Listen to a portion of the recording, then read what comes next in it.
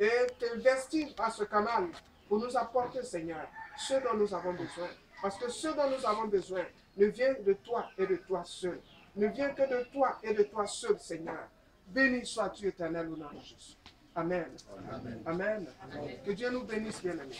Que la grâce de Dieu nous soit accordée en abondance et en multiplication au nom de Jésus-Christ de Nazareth. Nous allons sans plus tarder prendre nos Bibles en Éphésiens 4. Éphésiens 4. Nous allons lire à partir du verset 1. Éphésiens 4.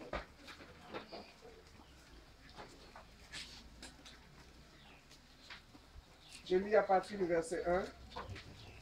Je vous exhorte donc, moi, le prisonnier dans le Seigneur, à marcher d'une manière digne de la vocation qui vous a été adressée, en toute humilité et douceur, avec patience, vous supportant les uns les autres avec amour, vous efforçant de conserver l'unité de l'esprit par le lien de la paix.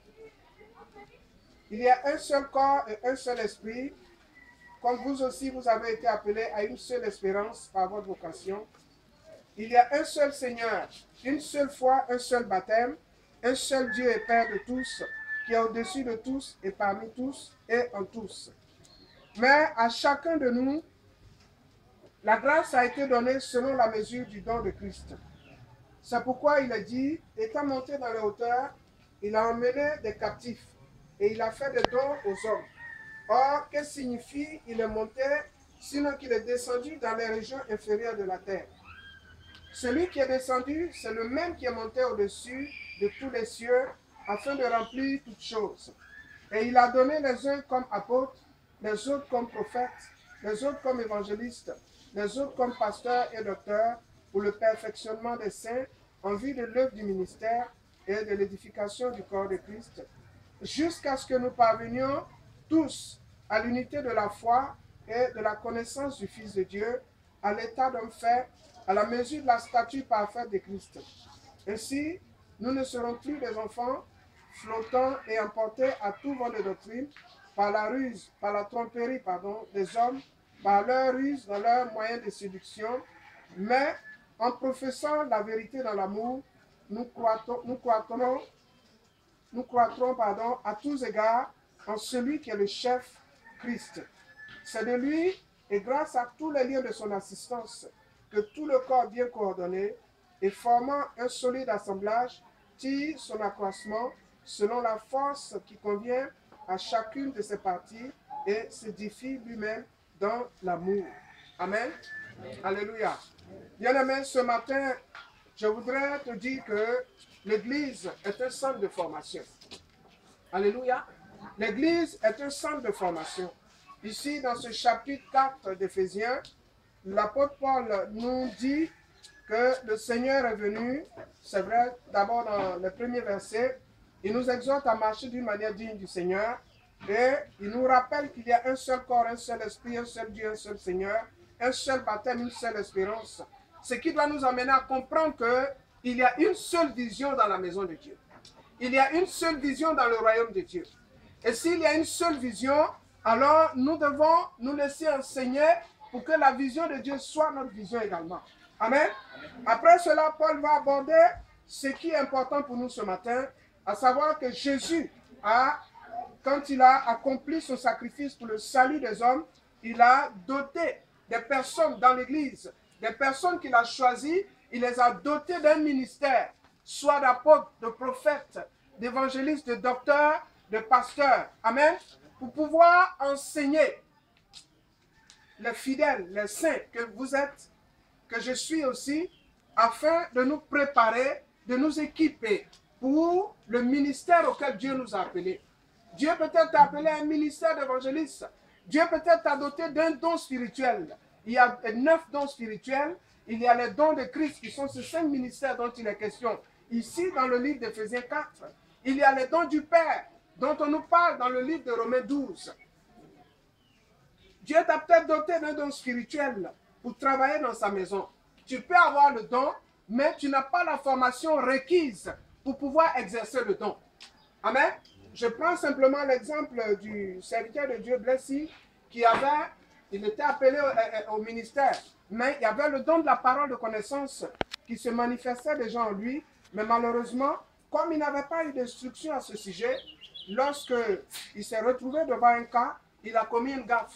Il a vu un dealer de drogue qui venait dans la rue comme ça. C'est un Ghanéen blessé. Il lui a dit, toi, le Seigneur me dit, tu es un dealer. Le monsieur fait son affaire, personne ne savait au Ghana. Mais Dieu lui donne une parole de connaissance pour ce monsieur. Il lui dit, toi, Dieu me dit que tu es un dealer. Voilà le monsieur qui se fâche, qui s'enflamme contre lui. Et ça a pris des tournures. Il dit au Seigneur, nous avons des problèmes. Le Seigneur dit, non, moi, je n'ai pas de problème, c'est toi qui as des problèmes.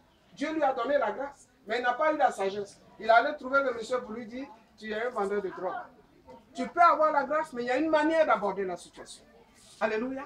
Et c'est pourquoi je te dis ce matin, avec ce thème-là, nous allons avoir des enseignements sur quelques temps par rapport à ce thème. L'Église est un centre de formation. Bien-aimé, je veux te dire encore que l'Église est l'antichambre du royaume des cieux. Je vais m'expliquer ce matin. Je dis l'Église est un centre de formation, c'est l'antichambre du royaume des cieux. Ce que nous allons faire au ciel, c'est dans l'Église que nous recevons la formation, l'enseignement, l'instruction nécessaire et véritable pour pouvoir manifester cela au ciel. Ce n'est pas au ciel qu'on va apprendre à aimer. Amen. Ce n'est pas au ciel qu'on va apprendre à adorer le Seigneur. Ce n'est pas au ciel qu'on va apprendre à louer le Seigneur. Ce n'est pas au ciel qu'on va apprendre à obéir au Seigneur, mais c'est bien dans l'Église, sur la base de la parole de Dieu, que nous allons être formés, enseignés pour apprendre ces choses-là. C'est pourquoi je te dis que l'Église est l'antichambre. Amen. Lorsqu'on doit marier une femme, lorsqu'une femme doit se marier, déjà la veille, elle quitte là où elle est et elle se met à la disposition de la coiffeuse pour pouvoir vraiment s'occuper d'elle. Elle se met à la disposition de l'esthéticienne pour la mettre en condition, de manière à ce que le lendemain du mariage, vraiment qu'il y ait une métamorphose extraordinaire. Alléluia. C'est pas ce qui se passe. C'est pas ce dont rêve chaque femme. Les hommes encore d'accord, plus ou moins, mais surtout la femme. Je dis la femme parce que l'Église est l'épouse de Christ. Et je préfère me rabattre sur cette image de la femme qui va se marier. C'est pourquoi je te dis que l'Église est l'antichambre. C'est dans l'Église que chaque fidèle, chaque croyant, chaque chrétien reçoit la formation qu'il faut pour pouvoir s'équiper pour le jour de la rencontre du Seigneur. Alléluia. L'Église, c'est la chambre où l'épouse est en préparation pour le grand jour du Seigneur. Je vais te rappeler que dans la Bible, il est question du noce de l'agneau, des noces de l'agneau. Alléluia. Tu peux voir ça en Matthieu 22. On nous parle des noces de l'agneau, où tout a été préparé. Il y a un vêtement spécial dont doit être vêtu l'épouse pour rencontrer l'époux. Alléluia. Nous avons des mariages ici-bas auxquels nous assistons, où la femme arrive vraiment bien habillée, bien maquillée. Elle est vraiment à l'honneur ce jour-là. L'homme aussi est bien habillé, mais ce matin, il est question de l'épouse. Et donc, je voudrais m'attarder beaucoup plus sur l'image de la femme qui se marie et sur l'Église, qui est aussi l'épouse de Christ. Alléluia. Le jour du mariage, la femme est le point de mire. Le monsieur, si c'est rendu en mobilette, on s'en fout. À la mairie. C'est vrai ou faux? C'est pas compliqué. Ce qui est arrivé là-bas, il y a une voiture qui l'attend avec la femme. C'est ça le plus important. Donc, je t'amène à comprendre que c'est la femme qui est le point de mire de la situation. Vous imaginez une épouse qui arrive, qui n'est pas selon les attentes. Vous pensez qu'elle va avoir le courage d'avancer à la mairie là-bas elle-même? L'église, c'est l'antichambre aussi. Alléluia. L'église est également un centre de formation. Et c'est sur ça que je veux m'attarder ce matin. L'église est un centre de formation véritable pour suivre, bien aimé, une formation spirituelle requise afin de pouvoir vivre cette vie nouvelle, cette vie de Dieu que nous avons reçue à la nouvelle naissance, de manière à pouvoir croître et progresser, aller de gloire en gloire. Alléluia. Si tu n'as pas cette formation, tu ne peux pas vraiment progresser. Tu vas continuer à vivre ton ancienne vie alors que Dieu nous a communiqué sa vie. Le Dieu que nous adorons est un Dieu d'amour. Et lorsque nous avons accepté Jésus, ce jour-là, nous avons expérimenté la nouvelle naissance. Cette nouvelle naissance nous a permis de recevoir en héritage la vie de Dieu. Est-ce que tu me suis, bien-aimé? Et c'est cette vie-là qu'on appelle la vie nouvelle, la vie divine. C'est pourquoi on dit que tu es né de nouveau. C'est pour ça qu'on parle de la nouvelle naissance, bien-aimé. Mais cette vie qui est en toi, elle a besoin qu'on prenne soin d'elle. C'est cette vie-là qui fait de toi et moi l'épouse de Christ, s'il te plaît. Qui fait de l'Église l'épouse de Christ. Et cette vie-là a besoin d'entretien. Cette vie-là a besoin de formation. Cette vie-là a besoin qu'on s'occupe d'elle pour qu'elle puisse émerger. C'est comme une semence qui est en nous, dont nous devons prendre soin, arroser, pour qu'elle puisse prendre soin. Et c'est pourquoi Jésus a doté l'Église des 5 ministères pour pouvoir prendre soin de ses enfants, pour pouvoir prendre soin des chrétiens, afin de pouvoir progresser dans leur marche avec le Seigneur et de marcher d'une manière digne, comme la Bible le dit ici. Nous avons besoin de formation pour vivre et marcher d'une manière digne dans la société, dans nos familles, là où nous nous trouvons, là où nous servons, dans notre environnement, sinon dans nos environnements respectifs. Alléluia. Un chrétien qui n'est pas enseigné, qui n'est pas formé, bien aimé, ce n'est pas évident pour lui. C'est pourquoi il a besoin d'être dans une église locale et c'est pourquoi l'église locale a son importance. Est-ce que tu me suis ce matin bien? L'église locale a toute son importance. Je voudrais vraiment te faire comprendre cela. Parce qu'il y a certaines personnes qui disent, non, moi je crois en Dieu et puis ça s'arrête là. Ce n'est pas possible. Tu ne peux pas croire si tu n'es pas dans le centre qu'il faut. Je vais évoluer dans mon enseignement et je pense qu'on va se comprendre. L'acquis spirituel que nous avons reçu, cette nouvelle naissance avec tout ce qu'elle comporte, parce que c'est tout un héritage que Dieu nous a légué. Le Dieu que nous adorons est un Dieu d'amour. Donc, en naissant de lui, comme il le dit, ce qui est né de l'esprit est esprit. Ce qui est né de la chair est chair. Si nous sommes nés de Dieu, Dieu étant amour dans sa nature, selon 2 Jean, le verset 15, bien-aimé, selon 1 Jean 2, le verset 15, Dieu étant amour, nous héritons aussi en premier lieu l'amour. C'est pourquoi lorsque vous regardez dans Galates 5, le verset 22, la Bible nous parle du fruit de l'esprit en commençant par l'amour. C'est de l'amour que tout émane. Donc en tant qu'enfants de Dieu, nous recevons, a priori, nous recevons obligatoirement, en priorité, nous recevons l'amour dans cette nouvelle naissance. Alléluia. Nous recevons l'amour comme semence qui est en nous et qui doit se développer. Et tu es appelé, tu es obligé en tant qu'enfant de Dieu d'aimer ton frère et ta soeur dans la foi, d'aimer les gens dans la société, d'aimer ceux qui ne t'aiment pas. Parce que ton Dieu te dit d'aimer, de bénir même ceux qui te persécutent, de bénir ceux qui te maudissent. Alléluia. Parce que lui, il prend soin de ces personnes-là. Il va te rendre justice. Il va vraiment manifester sa rétribution en ta faveur vis-à-vis de ceux qui te persécutent, qui te haïssent et qui te créent des problèmes. Bien-aimés, ce que nous avons besoin d'apprendre ici-bas, comme je l'ai dit tout à l'heure, ce n'est pas au ciel. C'est ici-bas que nous allons commencer à nous laisser transformer par les enseignements que nous recevons. C'est pourquoi, lorsque l'Église est née, la Bible nous dit dans Acte 4, lorsque vous allez lire, il y a des actes que posaient les apôtres vis-à-vis de l'Église et que l'Église aussi suivait. On dit qu'ils persévéraient dans l'enseignement des apôtres, dans la fraction des pains, dans la communion fraternelle et dans la prière. Alléluia. Les apôtres ont pris soin d'enseigner cette Église-là qui vraiment a manifesté le modèle qu'ils ont reçu de Christ au travers de l'enseignement de ces apôtres. Bien-aimés, l'Église est un centre de formation par excellence où il faut suivre une formation technique spirituelle. Alléluia. Dans le monde, nous avons des écoles où on te dit enseignement général et puis dans une autre, on te dit enseignement technique. L'enseignement général, tu peux faire ça et puis accéder à n'importe quel poste ou fonction dans la société. Amen. Tu peux être commis au bureau, tu peux être bagman, c'est-à-dire les gens qui s'occupent des courriers, etc., etc. Mais quand quelqu'un veut accéder à un poste spécial, il est obligé d'aller dans un centre spécialisé. Les enseignements généraux ne forment pas des ingénieurs. Les enseignements généraux ne forment pas des techniciens supérieurs. Mais c'est bien dans un centre de formation technique qu'il faut se rendre pour être ingénieur, pour être architecte, pour pouvoir accéder à ce type de position. Tu es d'accord avec moi? C'est la même chose aussi dans le corps de Christ. Mais je te dis que l'Église est un centre de formation technique spirituelle. Est-ce que tu me suis bien? Où tu dois recevoir l'enseignement de Dieu pour nourrir la vie qui est en toi. Amen.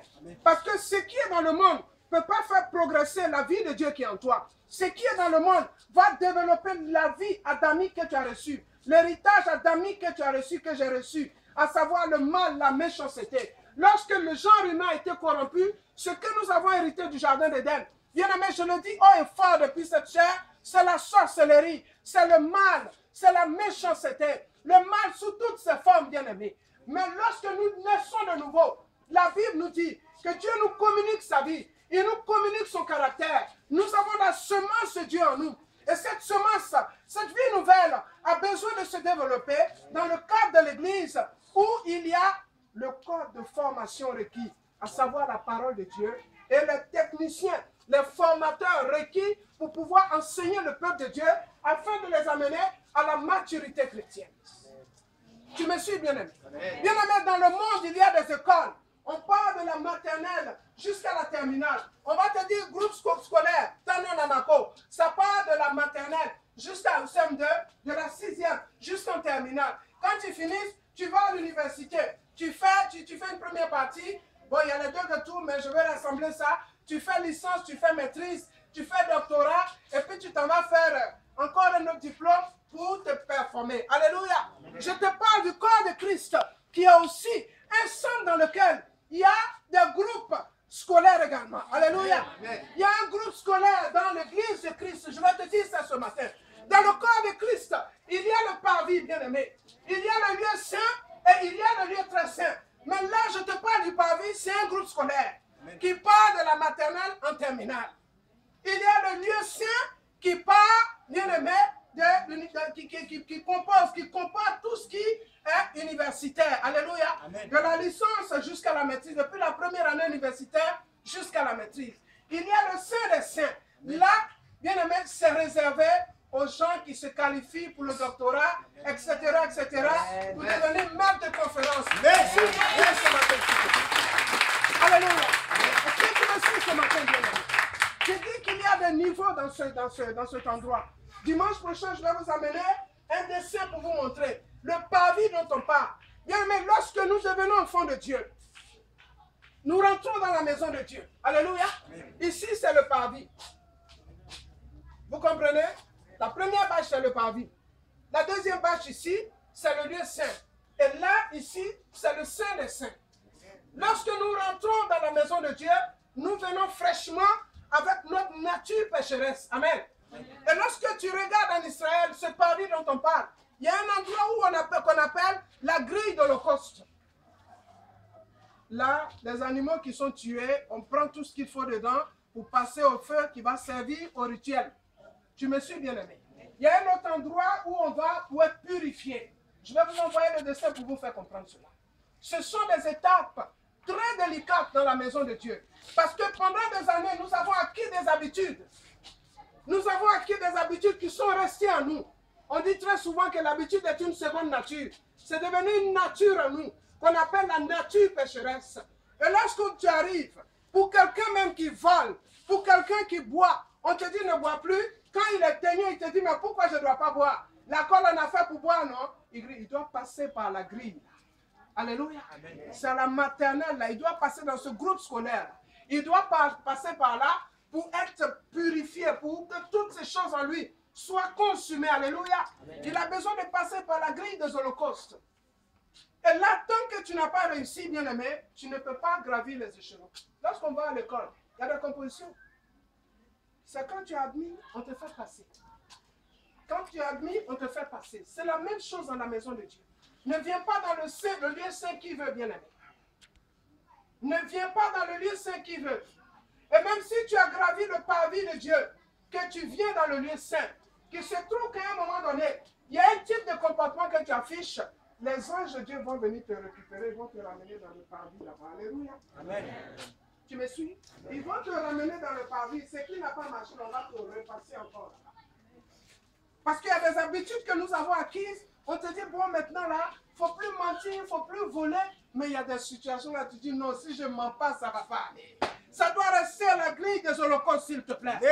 Ça doit tomber dans le paradis. La situation que tu fais, que tu mens, est-ce que Dieu n'est pas capable de régler ce problème-là? Qu'il puisse te pousser à pécher contre Dieu, ça veut dire que tu n'as pas la crainte de Dieu, s'il te plaît.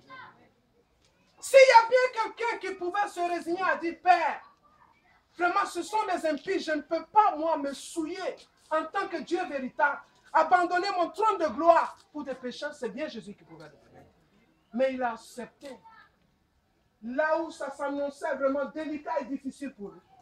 Il dit, si cette coupe pouvait seulement s'éloigner de moi. Mais Père, c'est ta volonté que je vais faire. Et il a accepté de boire cette coupe amère, qui est de prendre ce corps de péché, d'accepter de se faire flageller pour nous, de se faire humilier pour nous, de se faire traîner dans la boue pour nous. Quelqu'un qu'on appelle le roi des rois, quelqu'un qu'on appelle le Seigneur des seigneurs. C'est Dieu grand et infini. Il a fait son corps pour la sur la terre. La vie qui est dans les cieux, sur la terre et sous la terre.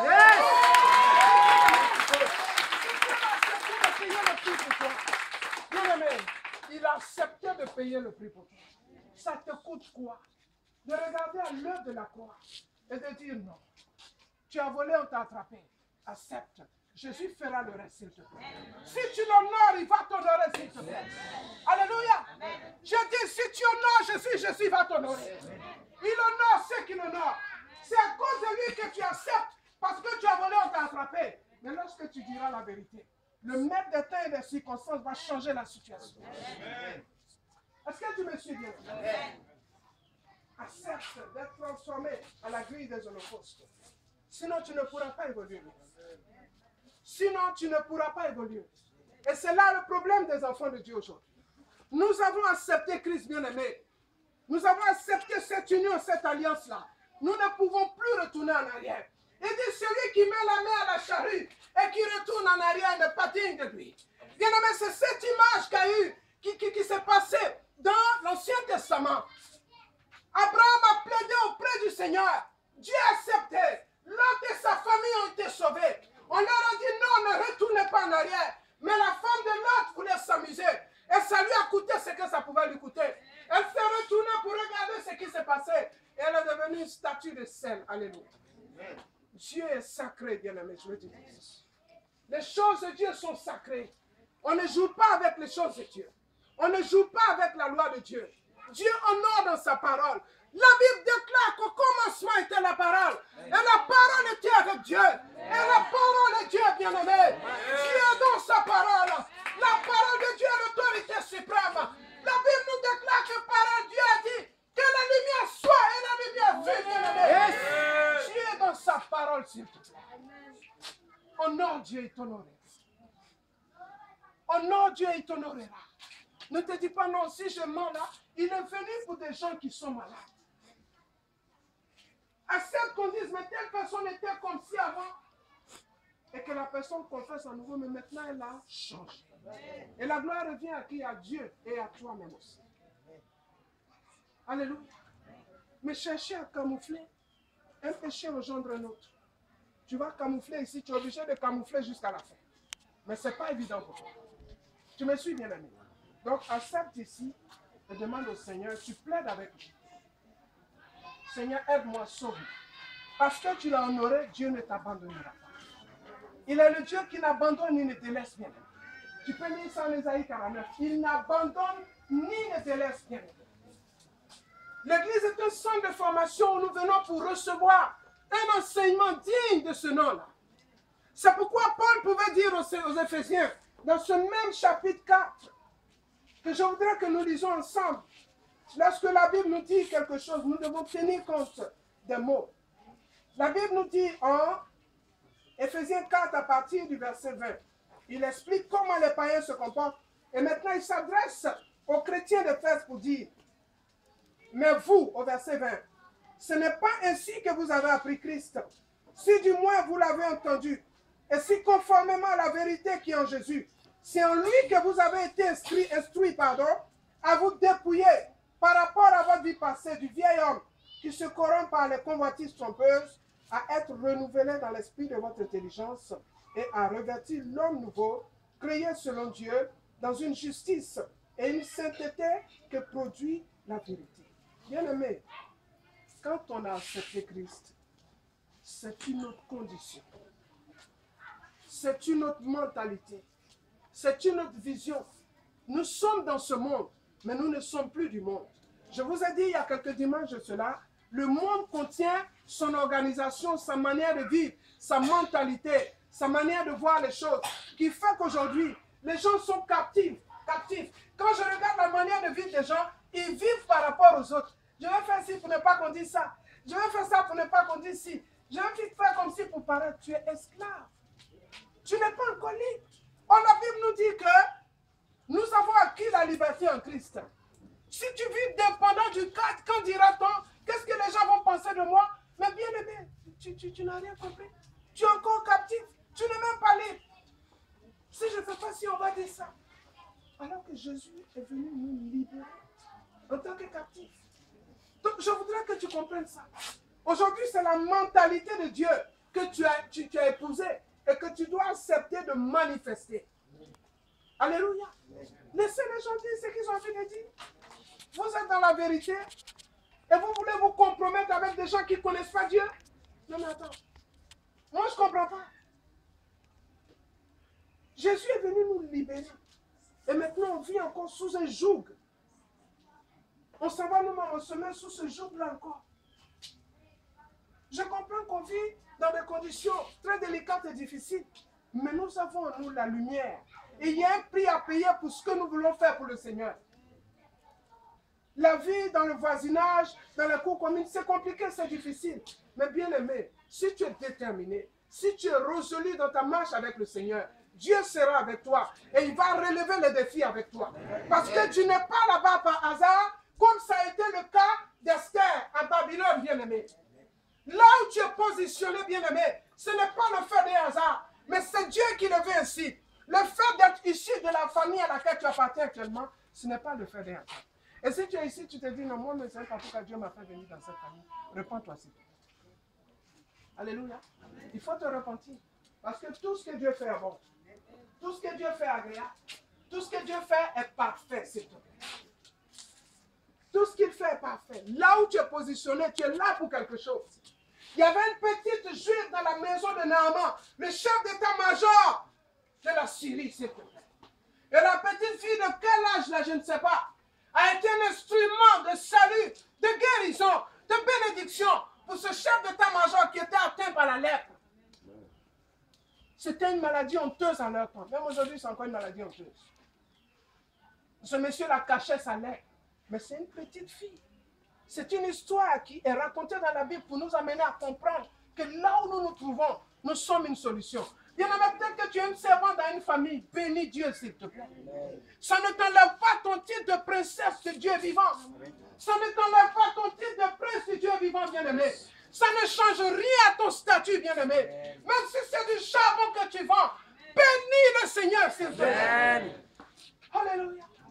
Les femmes voulaient vendre cola. Quand tu vas, tu dis, mais où est mon Dieu, elle est partie à la mer. Et toi, tu vends quoi pour dire que tu es là? Non, tu vends ça, alors tu as honte de quoi? Christ a franchi pour la liberté. Et la Bible nous dit dans Jean 8, le verset 36, que si le Fils nous a franchis, nous sommes réellement libres, bien-aimés.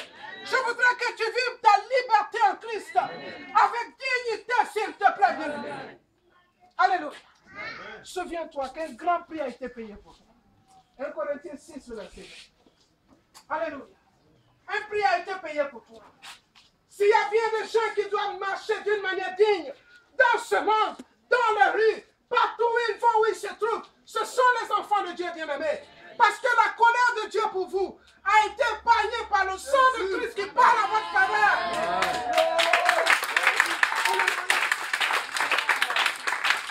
Est-ce que quelqu'un me suit ce matin? Le sang de Jésus plaît dans notre faveur pleinement. Tu as de quoi manger, bénis Dieu. Tu n'en as pas, bénis-le s'il te plaît. Parce que la Bible nous dit, en Romains 8, le verset 38, que tout ce qui nous arrive concourt à notre bien si nous aimons Dieu et si nous sommes intégrés dans son plan.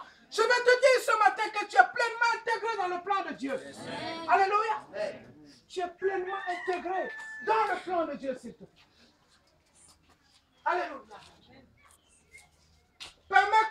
éveiller ton esprit et ta mémoire.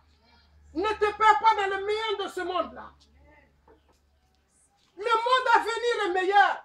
Et le prix à payer a été payé pour toi, bien-aimé. Si les autres comprenaient, ils allaient prendre la première place et puis tu allais derrière. Mais ils n'ont pas encore compris. Alléluia. Amen. Ils n'ont pas encore compris. Et beaucoup d'enfants de Dieu n'ont pas compris. Au point que quand Dieu se glorifie, on dit, est-ce que Dieu peut faire ça là? Et on attribue la gloire de Dieu au diable. Alléluia. Bien aimé, ça ne doit pas se passer comme ça. Ce Dieu-là est si puissant. Alléluia. Lis la Bible, il est si puissant. Qu'est-ce qu'il ne peut pas faire? La Bible dit ses eaux, c'est la voix de Dieu fait enfanter la biche. Ce n'est pas du jeu, bien aimé. La Bible dit quand il se lève, tout se disperse. Ce n'est pas du jeu, on a vu ça en vision. Alléluia. Amen. Satan, on dit Satan, on parle jusqu'à on tremble près de Satan. Quand on dit associé, on tremble. Satan, il ne peut pas. Quand il est à distance, là, se lève la traîne, quand c'est dans la faut quand il s'agit de la présence, je te dis la vérité. Il ne peut pas. Donc ton problème, il est où? Quand on a mal à la tête, on tremble. Et pourtant, la puissance est en toi. Il te suffit simplement de te lever. Pendant que je parle, il me donne l'image de Pierre. Pierre était un peureux, un palabreux. Mais quand il a compris, les données ont changé. Ce même Pierre, l'homme de Pierre guérissait les malades. Pierre monte au temple. Ce paralytique-là à la porte. Il regarde, le gars le demande. Il dit, donne-moi de l'argent. Il regarde, il dit, je n'ai rien à te donner. Mais au nom de Jésus, lève-toi et vas-y.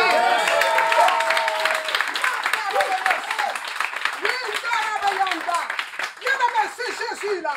Il est le même hier, aujourd'hui, éternellement. Il est la source de la vie, bien-aimé.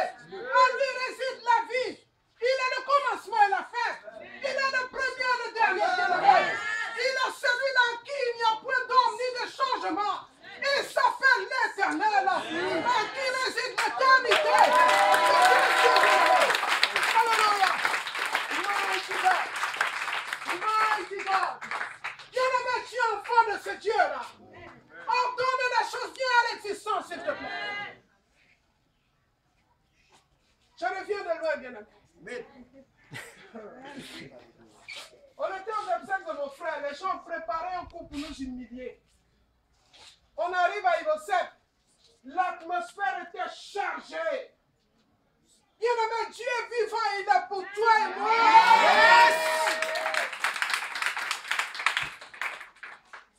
Les parents là disent, on n'enterre pas mon frère Abidjan, on doit l'enterrer au village. Alléluia. On ne savait pas. Je dis, les gens peuvent conspirer contre toi.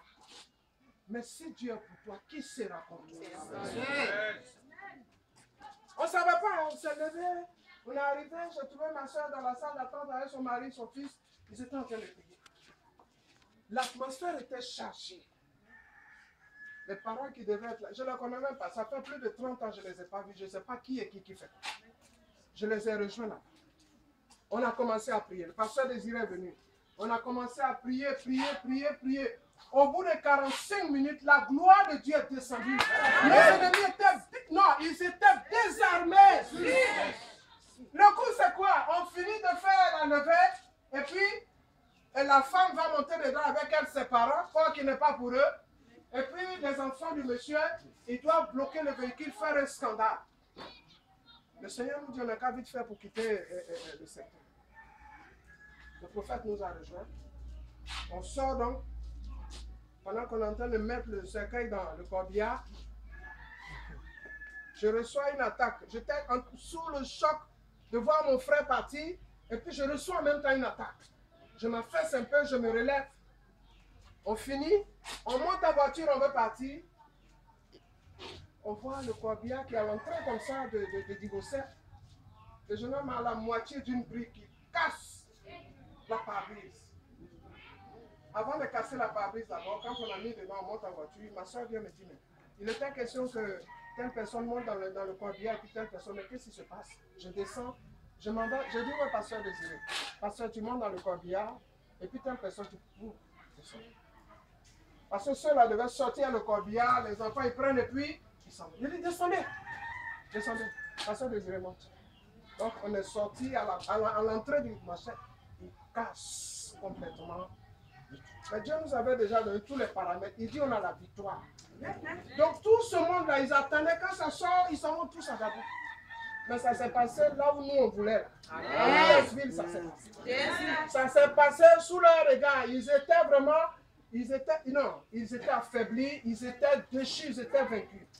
Si Dieu est pour nous, qui sera contre nous? Bien-aimé, je suis là ce matin pour te dire que tu es là pour être formé, afin d'être fort et de vivre ta vie en Christ d'une manière positive et véritable. La meilleure des vies qui soit, bien-aimé, c'est en Christ Jésus. C'est Dieu qui t'a appelé à sa grâce excellente. Il n'abandonne ni ne délaisse ses enfants, bien-aimés. Il est toujours avec ses enfants. Alléluia. Il est toujours avec ses enfants. L'humiliation qu'ils ont préparée, c'est retombé sur eux-mêmes. Jusqu'au cimetière, c'est retombé sur eux-mêmes. Donc ils étaient là sous nos regards, sous leurs regards. On est passé, on allait faire l'enterrement où on voulait faire, et puis on est revenu. Ceux qui devaient être en prison, ils ont fait la prison. On les a arrêtés sur le champ là. On les a emmenés en prison. Alléluia. Gloire à Dieu. Dieu est Dieu. La prière est une arme efficace. Alléluia. La prière est une arme efficace. Je vais t'exhorter en cela. Quand il y a des situations, ne parle pas beaucoup, va prier. Tu regardes la situation. Israël était devant la mer Rouge.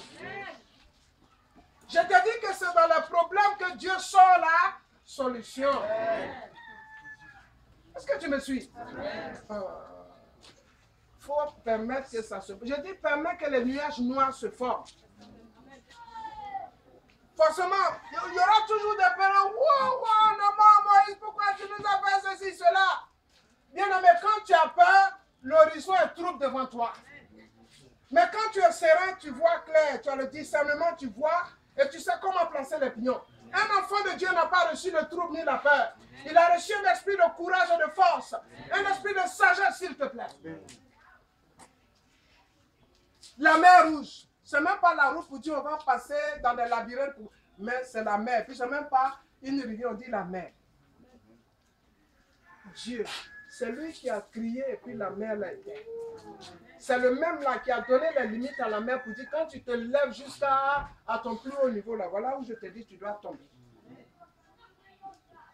Tout ce que Dieu a créé parle. C'est pourquoi David a dit, monstre marin, oh, tout, louez l'Éternel. Alléluia. C'est sa créature, ils ont une voix. Quand Israël a commencé à crier, Israël était dans la détresse. Mais ce leader que Dieu a suscité, en la personne de Moïse, Dieu lui dit, regarde, ceux-là, tu les vois là, tu ne vas plus les voir. Moïse, tends ton bâton d'autorité. Alléluia. Il dit, tends ton bâton d'autorité. Moïse pouvait trembler. Mais pourquoi lui n'a pas tremblé? Moïse pouvait trembler.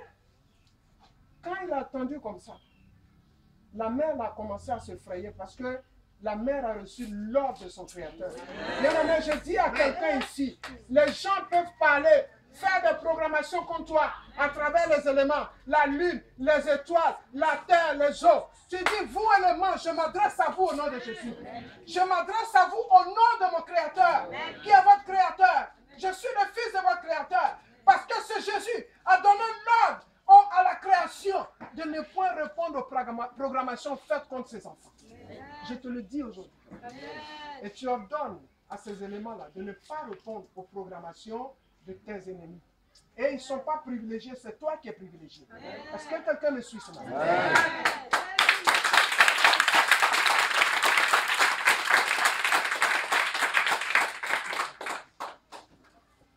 Tu as un avantage, bien-aimé, ce matin. C'est pourquoi il faut te prêter entièrement dans ce centre de formation où tu te trouves pour recevoir la formation adéquate afin d'être encore plus efficace dans le Seigneur. C'est pour ça que le diable n'aime pas les églises charismatiques comme ça l'énerve. Parce que là, on forme des personnes qui vont le contrer, qui vont le repousser vraiment dans ces profondeurs de fête-là. Il n'aime pas beaucoup ça. Mais ce matin, je veux te dire de te réveiller. Tu es dans un centre de formation. Il faut te prêter au Seigneur et aux personnes qu'il a mis en place pour t'enseigner. Amen. Pour t'enseigner. les voies de Dieu, afin que tu puisses non seulement marcher d'une manière digne, mais de pouvoir rentrer véritablement dans ta destinée terrestre, dans ta destinée céleste et dans les bénédictions que Dieu a prévues pour toi. Il y a des entrepôts sataniques où c'est entreposé là-bas, alors que tu dois te bénir en temps normal. Mais tu gémis et puis eux, ils volent ça pour donner à d'autres personnes. C'est pas normal. Tu as le pouvoir de récupérer cela. Tu as le pouvoir de récupérer tes bénédictions. Tu ordonnes et les anges opèrent en ta faveur. Alléluia. Je dis bien, tu ordonnes et les anges opèrent en ta faveur. Ils vont aller chercher pour venir parce que c'est pour toi. Tu es le bénéficiaire légal et légitime à cause du sang de l'agneau qui a coulé pour toi. À cause du sang de l'agneau qui plaît dans ta faveur, bien-aimé. Est-ce que je parle à quelqu'un? Est-ce que je parle à quelqu'un ce matin? Alléluia. Bien-aimé, le ciel est ouvert pour toi. Amen. Alléluia. Je vais m'arrêter là. Le temps du ministère est arrivé. Le ciel est ouvert pour toi. Dimanche prochain, par la grâce de Dieu, je vais continuer cet enseignement. Je vais continuer. Est-ce que le prophète peut venir? Oui, de l'ordre. Manda roboyo siki Lord. Il va y avoir des déblocages de situation. Oui, de bas. Makarabayo solonta. Manda rabayo solonto roboyo sokim. Béni sois-tu, Seigneur. Alléluia. Alléluia.